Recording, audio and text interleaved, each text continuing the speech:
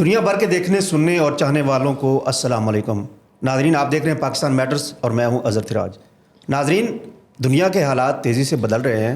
جب سے Donald Trump دوسری بار امریکہ کے صدر بنے ہیں تو ان حالات کا کوئی پتہ نہیں چلتا۔ صبح کچھ حالات ہوتے ہیں اور شام کو کچھ حالات ہوتے ہیں۔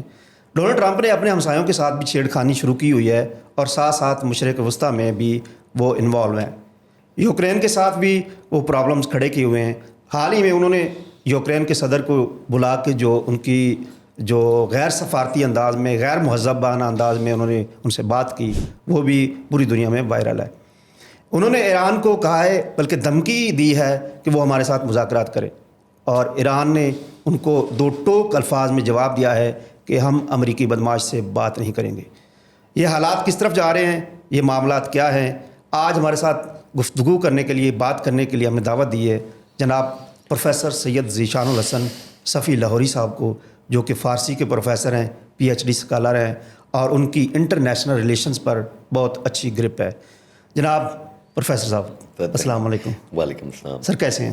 بالکل ٹھیک ٹھاک ہے سر، یہ معاملات ہیں کیا کہ ڈونلڈ ٹرمپ صاحب جب سے آئے ہیں بڑے اگریسو انداز میں کھیل رہے ہیں، ایسے کھیل رہے ہیں جیسے کہ کرکٹر پچ پہ کھیلتے ہیں؟ بالکل ٹھیک بات۔ ایکچولی یہ بڑی ستم ظریفی ہے، یہ بڑا ایک ستم بالائے ستم ہے ورلڈ اوور کہ ان ٹرینڈ شخصیات، ان پالشڈ شخصیات، پرسنالٹیز، جن کی ایک باقاعدہ جو ایک ڈرل ہونی چاہیے تھی، ایک معاملات پہ گرپ ہونی چاہیے تھی، ایک ڈے ون سے ایک آدمی ایک چیز کو پرسیو کر رہا ہوتا ہے، اس کو فالو کر رہا ہوتا ہے، وہ فالو کیے بغیر ایک عجیب سے مشاغل سے نکلتے ہوئے لوگ جو ہیں وہ ورلڈ لیڈرشپ تک پہنچ رہے ہیں، جن میں ایک شخص باکسنگ کرتے کرتے آ رہا ہے، ایک شخص جو ہے وہ ریسلنگ کرواتے آ رہا ہے، اور اسی طرح کے مختلف نام اور کھلنڈرا پن۔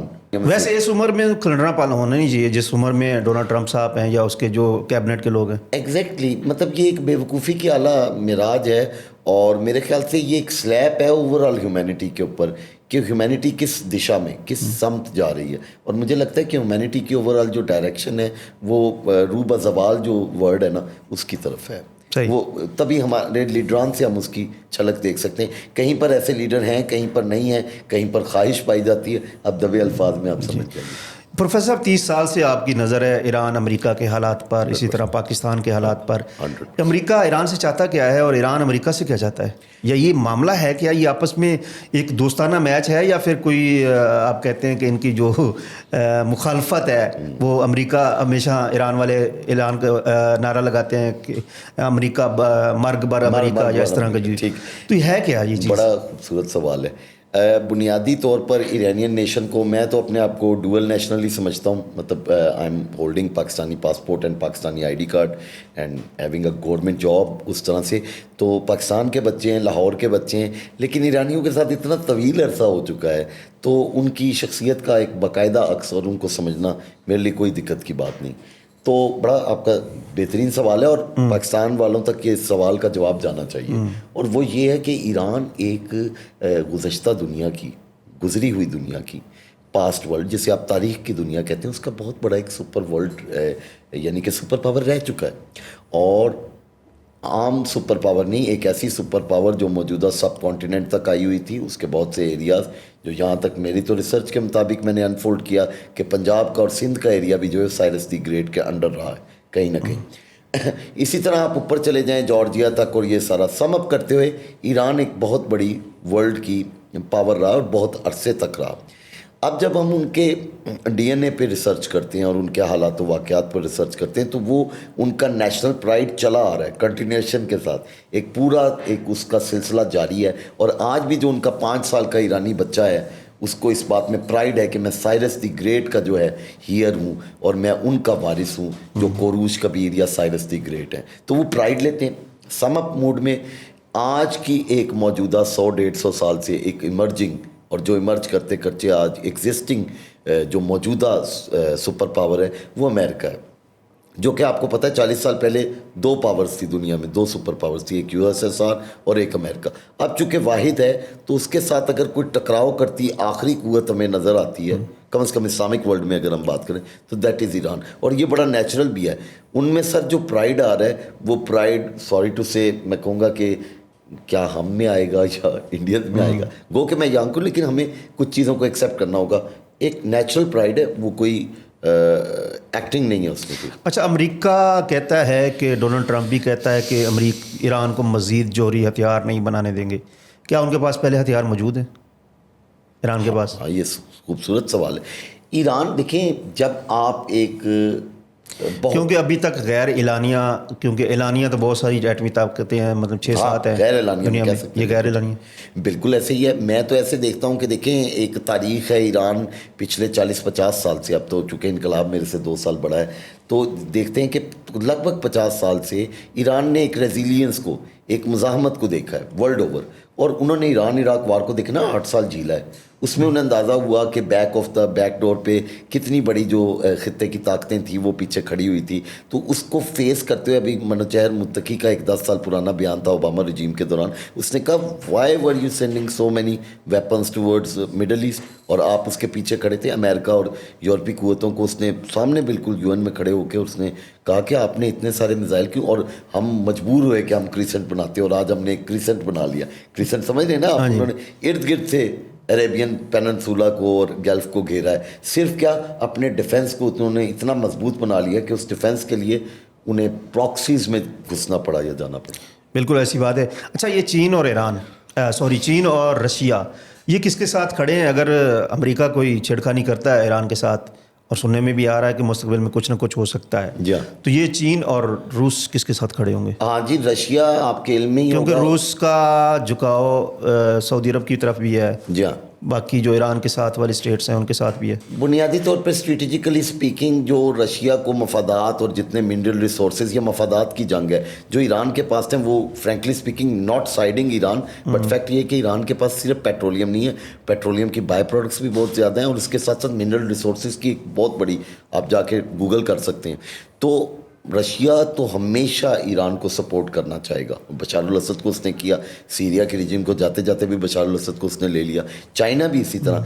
چائنا اور رشیا نیو ایمرجنگ ورلڈ میں نیو ورلڈ آرڈر کے خواہاں ہیں, اور وہ ایران اور اس طرح کی بہت سی نئی اتحاد اور خطے کے ساتھ کھڑے ہونا چاہیں گے, کیونکہ یہ جو صدی ہے وہ ڈیفینیٹلی ڈیسائسولی ایسٹ کی صدی بنتی جا رہی ہے. صحیح. اچھا, اسی سے ملتا جلتا سوال ہے کہ شام میں حال ہی میں بشار الاسد کی حکومت ختم ہوئی, اور اب جو باغی تھے یا جو ان کو کچھ لوگ مجاہد کا نام دیتے ہیں, ہاں, تو یہ اس کے بعد 2 دنوں میں کوئی 1000 خانہ جنگی کے دوران 1000 بندے مرے بھی ہیں. تو یہ تازہ صورتحال کیا ہے, اور یہ صورتحال کیا رخ اختیار کر سکتی ہے سارے معاملے میں, وہ ایک, اور سعودی عرب کہاں کھڑا ہے, یہ بھی اس کے ساتھ ملتا جلتا چیز ہے. آپ کو پتہ ہے کہ ورلڈ ریلیشن جیسے میرے دل کے قریب ہے, تو شاعری بھی میرے دل کے قریب ہے. تو میں اس میں طارق عزیز مرحوم صاحب کا ایک شعر پیش کروں گا جو آپ کے اور میری یادداشت میں محفوظ ہوگا کہ دیوار کیا گری میرے کچے مکان کی, لوگوں نے میرے صحن میں رستے بنا لیے. تو یہاں چاہے انڈیویجول سطح پہ ہو, ایک 1 یونٹ ہاؤس کی بات ہو, گھر کی بات ہو, اگر آپ کا گھر کمزور ہوگا تو مامے چاچے اس کے فیصلے کریں گے. The same is the case کہ سیریا داخلی طور پر کمزور ہوا یا ڈپینڈ ہوا, تو آج خطے کے مامے چاچے, میں نام نہیں لوں گا کیونکہ کہیں دوست ناراض ہو جائیں گے, لیکن آپ گوگل پہ جا کے دیکھ سکتے ہیں کہ خطے کے جو ان سے چودھری ہیں یا جو چودھری نہیں بھی تھے وہ بھی چودھری بن کے ان کے اوپر بیٹھ گئے. صحیح ہے. دس از ویری سیڈ. یہ چودراہٹ کی جنگ ہے. چودراہٹ کی جنگ ہے جی. آج سے 10-20 سال پہلے تو ہمیں سمجھ نہیں آتی تھی کہ یہ اتنی انریسٹ کیوں ہے, اتنی بے امنی کیوں ہے, لیکن یہ بے امنی چودراہٹ. حال ہی میں ایران اور جو سعودی عرب ہے, ان کے جو تعلقات میں جو سرد مہری تھی, برف پگھلی ہے, تو آپ کس نظر میں دیکھتے ہیں کہ کیا یہ مزید ان کے ریلیشنز میں بہتری آ سکتی ہے؟ اچھا, یہ بات آپ مطلب ایک آزاد میں رائے دے رہا ہوں, ناٹ بینگ اسپوکس, میں یہ انٹرنیشنل سینیریو میں دیکھ رہا ہوں. ڈیفینیٹلی. اچھا, اس میں یہ ہے کہ میں بڑا ان پریجوڈسڈ سا آدمی, بڑا غیر متعصب, اور میں کھلی طور پہ رائے دینے کا قائل ہوں, کیونکہ عمر کے حصے تک آتے آتے آپ کو کم از کم اتنا صادق اور سچا ضرور ہونا چاہیے کہ آپ سچی بات کر سکیں. سچی بات تو یہ ہے کہ میں اس کو سیکٹیرین وارفیئر نہیں دیکھتا, جو رہی بھی, میں اس کو اس نظر سے نہیں دیکھتا. یہ بنیادی طور پر اگین پاور پالیٹکس ہے, اور پاور پالیٹکس کو شیپ ان کیا گیا ہے مختلف برانڈنگ کے ساتھ, ریلیجیس برانڈنگ کر کے.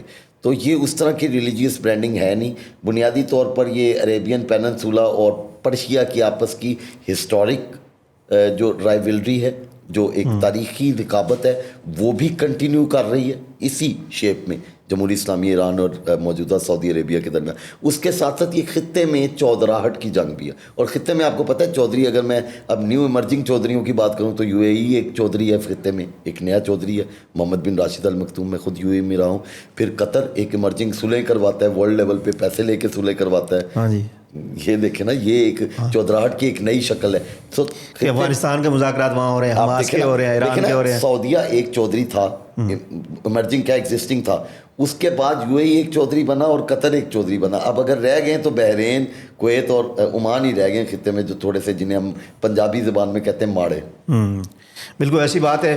اچھا, یہ جو معاملہ ہے ٹرمپ والا, یہ ٹریڈ وار شروع کی ہوئی ہے اس نے, تو ایران پر مزید کیا پابندیاں لگ سکتی ہیں؟ کیا ایران بیک فٹ پہ جا سکتا ہے؟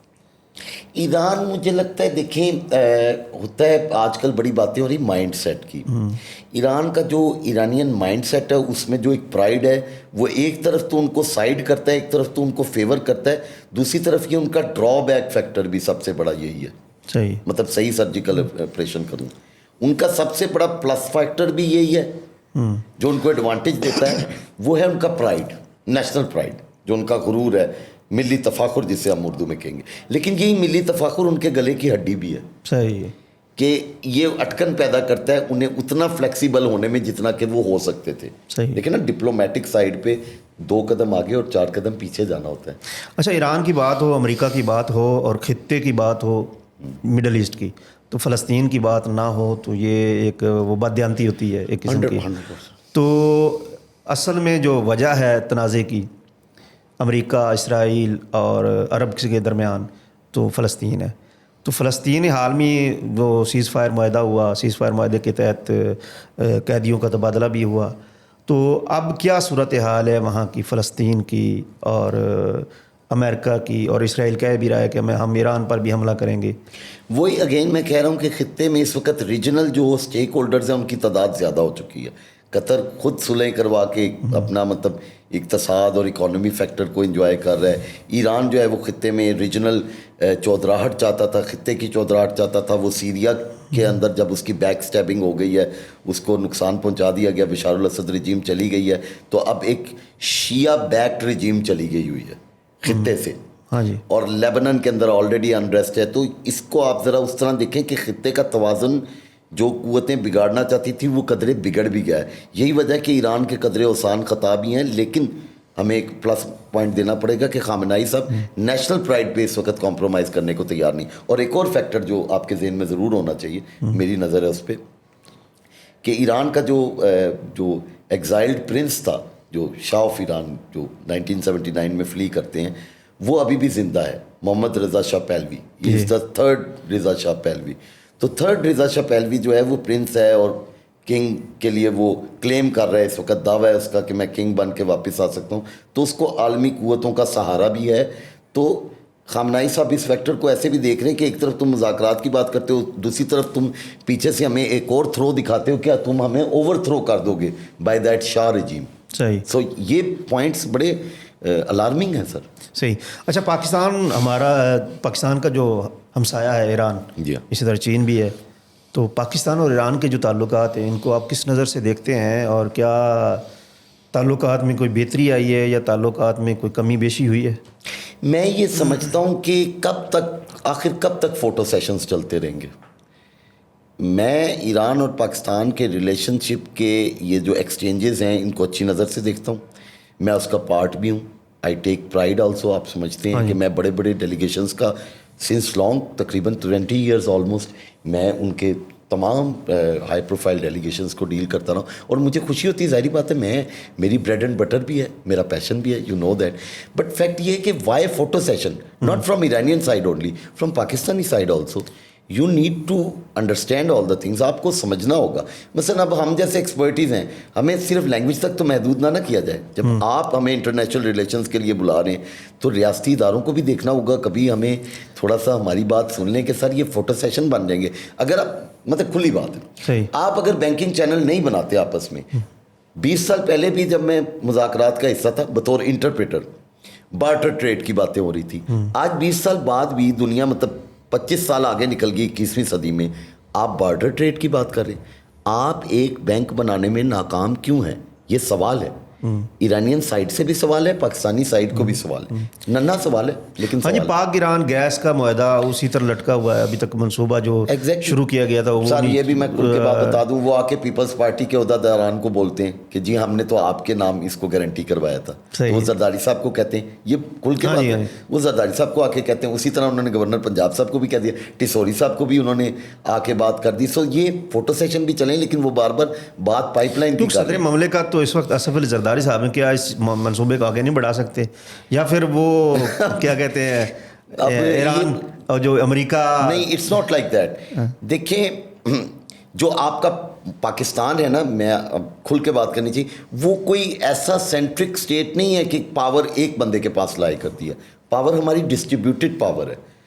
ون پیجڈنیس ہو نا اگر پاور کے مختلف سیکٹرز کی, تو اس سے یکسوئی فوکس ایجاد ہوگا. اور میرے خیال سے اگر یکسوئی میں ساری بیوروکریسی, ساری ملٹروکریسی, انشاءاللہ تمام تر جو ہماری سول گورنمنٹ ہے. ہاں جی, وہ جس طرح مودی نے ایک دفعہ جلسے میں کہا تھا کہ ہم بات کس سے کریں, ہمیں یہ بھی نہیں پتا کہ حکومت کس. میں اس طرح سے تو نہیں جا رہا ڈیفینیٹلی وہ آپ کی, لیکن میں یہ ضرور کہنا چاہتا ہوں کہ کم از کم ہمارا فوکس دیکھیں نا سر, ایک آرگنائزیشن میں بھی پاکستانیوں کی یا ہمارے پنجابیوں کی ایک تھاٹ پروسیس نہیں بنتی. ہم ایک جگہ پر اکٹھے نہیں ہو پاتے اپنی تھاٹ کو. گھروں میں بھی یہ چیز دیکھنے کو مجھے لگتا ہے پاکستان میں نیشنل سطح پہ بھی نا ایک بندہ ایک دشا ایک سمت میں جا رہا ہے کہ جی میں نے کرنا ہے, وہ پیچھے سے بیک اسٹیپنگ ہو جاتی ہے کہ ایک نامعلوم سا ہاتھ نکلتا ہے, اور وہ مطلب کہیں سے بھی ہو سکتا ہے. مطلب ایک بڑے افسر کی خواہش اگر ہو جائے کہ میں نہیں کرن دینا, تو چیزیں کہاں جائیں گی, آپ کو پتہ ہے ہمارے پاس.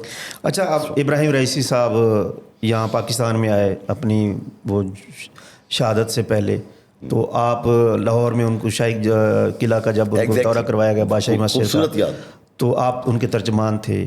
آپ نے ابراہیم رئیسی صاحب کو کیسا انسان پایا, آپ کی کیا فیلنگس تھی اور ان کی کیا فیلنگس تھی؟ میں ابھی آپ کو بیک ڈورز میں بھی یہی کہہ رہا تھا جب انٹرویو میں آنے سے پہلے, چونکہ آپ کے ساتھ ایک بڑا محبت کا, اخوت کا تعلق ہے, آپ میرے چھوٹے بھائیوں کی طرح ہیں, تو میں نے کہا کہ شاید یہ فیلنگس پتہ نہیں میں ایکسپریس کر پاؤں. یہاں میں انگلش لٹریچر کا ایک جملہ ہے, میں پوئٹ کا نام غلط نہیں کرنا چاہتا, یادداشت سے جا رہا ہے, لیکن جملہ میرے یادداشت میں محفوظ ہے کہ heard melodies are sweet, heard melodies are sweet but those sweeter remain unheard.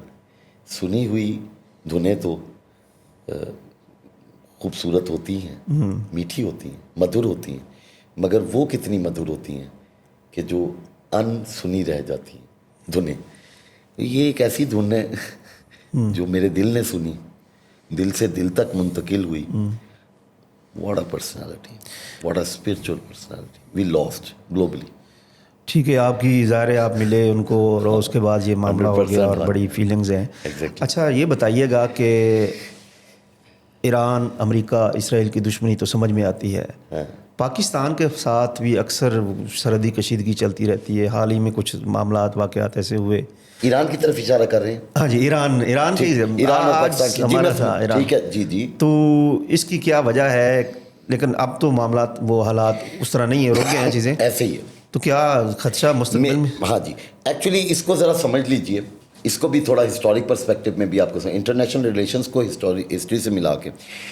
جو اسرائیلی ہے یا جو جیوز ہیں وہ بڑے پکے ہیں جی, وہ ہسٹری پہ بھی ان کی بڑی گرپ ہے.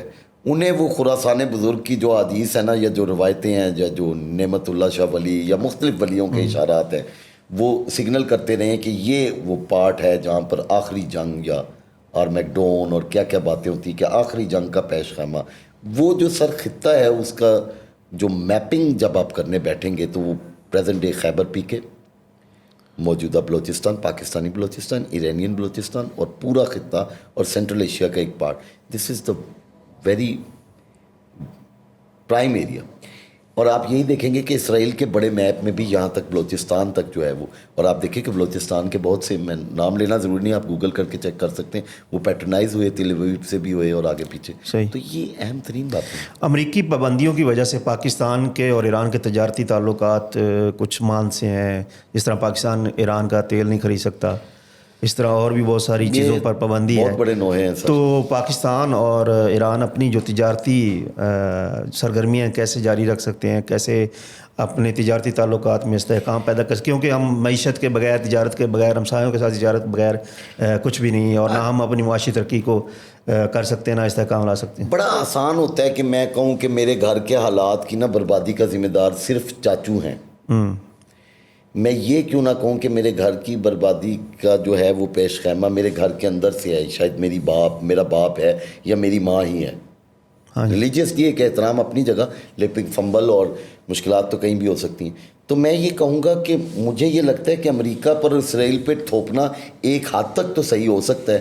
ہمارے سارے جو ہاتھ ہیں نا وہ خفیہ, اور اچھا خفیہ میں بھی ذرا آپ مزہ لے لیجئے. میں سرجیکل آپریشن چاہے 1400 سال بعد کرنے لگا ہوں, وہ بھی نا ایسے ہی کوئی منافقت ہے, ایویں کہ کام نہیں ہونے دینا, اس کے علاوہ کچھ نہیں ہے. مطلب ہوتا ہے نا کہ کوئی بہت بڑا گریٹر ایجنڈے کے تحت چیزوں کو روکا جا رہا ہے, ایسا نہیں ہے. تراج صاحب آج سے اس طرح بھی آپ سوچیے گا, چونکہ آپ اسٹوڈنٹ ہیں اور ایکسپرٹ, بلکہ تو ایز این ایکسپرٹ کہ جو چیزیں روکنے کا جو ایک انسان کی خواہش ہے نا, اور خصوصاً اس خطے میں بدرجہ اتم میں نے ایشیا کے اندر دیکھی کہ چیزوں کو روک دینا, یہ جسٹ آؤٹ آف نیچر اور انسٹنکٹ وائز ہے. اور یہ شاید ہم ہوں گے نہیں ہوں گے, دنیا اس پہ پہنچ جائے گی کہ صفی لاہوری جو لاہور میں کہہ رہا تھا نا 2025 میں, وہ یہ بات ہے کہ یہ انسٹنکٹ فیکٹر ہے, اس کے فطرت کے اندر ڈیفالٹ ہے انسان کے, اور خصوصاً اس خطے کے انسان کا, کہ وہ چیزوں کو روک کے پتہ نہیں کیا خوشی محسوس کرتا ہے. کیونکہ پاکستان سینٹرل ایشیا کی طرف تو بڑھ رہا ہے, لیکن اپنے جو بالکل بارڈر کے ساتھ ہے, ہمسایہ ہے, بالکل اس کے ساتھ تجارت کرنے کو تیار نہیں ہے. سر اس کے پیچھے دیر از نو سیکٹیرین ریزن, کیونکہ بارڈر سے غیر قانونی طور پر تو چیزیں آتی جاتی رہتی ہیں نا. اب دیکھیں نا, غیر قانونی آ رہی ہیں, آپ اس کو صرف قانونی راستہ دے دیں, ایک ول کی ضرورت ہے. اور یہ بھی ڈال دینا غلط ہے کہ فلاں صرف ایک شخص, ہماری طرف ایک نیا رواج جو ہے نا 20-25 سال میں مرج کر گیا ہے کہ فلاں شخصیت نا جو کسی مطلب دیوانے نے کہہ دیا کہ یہی ہے. ایسا نہیں ہے, آپ کے ملک کی تباہی کا کوئی ایک شخص ذمہ دار نہیں ہے, یہ بھی یاد رکھیں. آپ کے ملک کی تباہی کا اس طرح میں تھوڑا سا اندازہ لگا لوں کہ مستنصر حسین تارڑ صاحب کہتے ہیں کہ پہلے دور میں ایک فرعون ہوتا تھا, اور پاکستان میں ایک جگہ جگہ پہ آپ کو فرعون کیسے ملیں گے کہ اگر کلرک سے بھی کام بن جائے تو وہ فرعون بن جاتا ہے, کہ وہ کہتا ہے کہ میں نے سبز بھی کھا یا نیلا بھی کھا پھر میرا موڈ بنے. اچھا, کیا یہ وجہ بلوچستان میں جو حالات ہیں, جو معاملات ہیں, اس میں اکثر وہ لڑائیاں یہ وہ اور دہشت گردی کے واقعات ہوتے ہیں, کیا آپ یہ نہیں سمجھتے کہ اس میں کوئی معاشی فیکٹر انوالو ہے؟ جو نہیں, میں ایسے دیکھتا ہوں, وہی اگین سچ بول دینا چاہیے. ہم نے انہیں اوور لک کیا, ہم نے ان کا دھیان ہی نہیں رکھا. اور ہم دھیان کیسے رکھتے ہیں, اس میں بھی نالائکی تھی صرف, وہی خاص یہ نہیں کہ ہم چونکہ پنجابی اور وہ بلوچی ہیں, ایسا نہیں ہے. ہم الجھے ہوئے تھے جس کا وہ کہتے ہیں کہ اس میں بھی آج نا کولوکیل باتیں کر لیں, ذرا انٹرنیشنل ریلیشن اور کولوکیل کو ملاتے ہیں. Back in 95 when I was a student of 10, 10ویں جماعت میں پڑھتا تھا, تو ہمارے ایک سر جی ہوتے تھے حمید صاحب, سر حمید, ان کو ٹریبیوٹ مل جائے گا, تو آئی ہوپ کہ آپ بور نہیں ہوں گے میری. سر حمید صاحب کہتے ہیں کہ میں نے کہا سر یہ دی کیسے لگے گا, سمجھ نہیں آتی تھی نا دی کی یا دا کی. اچھا مجھے جو یاد آ رہا ہے 95 میں 30 سال پہلے دا ہی پکارا جاتا تھا انگریزی والے کو, دی کا کنسیپٹ نہیں تھا. یہ تو ہم جدید ہو گئے نا, تو ہم دی بول رہے ہیں, ورنہ جو ہمارے پرانے اساتذہ تھے اور ہم لوگ دا لگا رہے تھے, ٹھیک ہے, دا امریکن اور یہ وہ. تو میں نے کہا سر یہ دا کی سمجھ نہیں آتی. وہ کہندے پتر دا انگریزی دا ہوئے, دا پنجابی دا ہوئے, جتھے لگ جائے لا دیو. اچھا یہ اب دیکھیں ترجمہ میں کروں گا, چونکہ اللہ کرے کراچی والے احباب بھی سنیں, وہ کہیں غفلت میں نہ رہ جائیں. پرابلم ایریا یہ ہے کہ پتہ نہیں کوئی ٹھگی ٹھوڑی کی ہماری عجیب سی تربیت ہوئی ہے اس پہ. دیکھیں یہ بات چاہے نیشنل لیول پہ انٹرنیشنل لیول پہ جائے, پتہ چلنا پڑے گا کوئی سرجیکل آپریشن ضرور ہو کہ ہمارے خطے کے انسان کا پرابلم کیا ہے, کہ بلا وجہ جاتے جاتے ایک گاڑی پہ پتھر مار کے خوش ہو جائے گا. اچھا گلدستے بچا کے خوش نہیں ہوگا. آپ دیکھیں انسان جو ہے نا, وہ اگلے دن میں ایک پاکستان کی اہم شخصیت کے ساتھ بات کر رہا تھا, نیم لینا منسا, تو میں نے کہا یہ ایک کلیپ دینے سے کیا جاتا ہے, کلیپ کرنے کو تیار نہیں. سوری کرنے سے کیا جاتا ہے, مثلا مجھے ٹھڈا لگا ہے یا لیٹ سپوز میرے سے یہ گلاس گر جاتے ہیں, انسانی مطلب غلطی کا ایرر تو گر گیا ہے, تو اگر میں فوری طور پہ میرے سے سوری سر زد ہو جائے, یہ ذرا میرے لفظوں کے ساتھ جائے, تو اس میں کیا حرج ہے. بٹ آپ دیکھیں کہ ایک نیچرلی ہمیں کوئی ٹرین ہی نہیں کیا گیا, نہ سوری پہ, نہ تھینک یو پہ, نہ کلیپ پہ. ایک بندہ آگے جا رہا ہے, اس میں پوٹینشیل تھا, رب نے رکھا, آپ اسے آگے جانے دیں. نہیں جی میں راستہ ڈھک کے بیٹھنا, بس یہ چل رہا ہے. اچانک ڈونلڈ ٹرمپ صاحب پاکستان پہ مہربان ہوئے ہیں اور انہوں نے کانگریس سے خطاب کرتے ہوئے شکریہ ادا کیا پاکستان کا, پاکستانی گورنمنٹ کا, اور یہاں پاکستانی بھی سارے خوش ہو رہے ہیں. ماجرا کیا ہے, اچانک یہ تبدیلی کیسے آ گئی؟ تبدیلی کیسے آ گئی؟ کیونکہ حالانکہ جو سابقین تھے وہ چاہتے تھے, وہ سمجھتے تھے کہ وہ ہمارے ساتھ ہیں. میں آپ کو بتاتا ہوں سر, دیکھیں ٹرمپ کی ایک مطلون مزاجی, ہمارے اردو میں ہم پڑھتے تھے, ٹرمپ صاحب نا صحیح حقیقی مطلون مزاج ہیں, اور انہیں کہیں اس کا بہت اچھی طرح سے کانشیسلی احساس ہے کہ میں مطلون مزاج ہوں, اور لوگ اس کو انجوائے کرتے ہیں, تو وہ اس کے ویوز بھی لیتے ہیں کہ میری مطلون مزاجی, اور یہ میرا جو ہے نا بڑا کیش ہو رہا ہے, ویوڈ بھی ہو رہا ہے, میں بلین ویوڈ میں چلا جاؤں گا, تو وہ اسی کا ہی شاید مزہ لے رہے ہیں کہ کبھی وہ کچھ, اور آپ ان کا نا ٹھہراؤ تو ہے نہیں, سیدھی سی بات ہے, کوئی سنجیدہ شخصیت تو ہے نہیں, تو شکریہ بھی ادا کریں گے جیسے انہیں فائدہ پہنچے گا, تھوڑا سا غصہ آئے گا تو غصے میں بھی آ جائیں گے.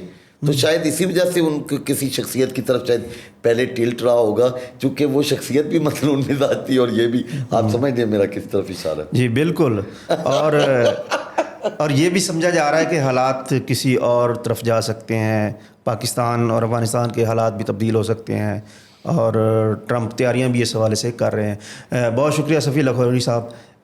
ناظرین, ہم اگر بات کرتے رہے تو وقت طویل ہوتا جائے گا اور آپ بھی بور ہو جائیں گے شاید, تو ہم دیگر موضوعات کو جو ہم نیکسٹ ایپیسوڈ ہیں ان پر چھوڑ دیتے ہیں. اب تک صرف اتنا ہی, ہمیں دیجیے اجازت. اللہ حافظ.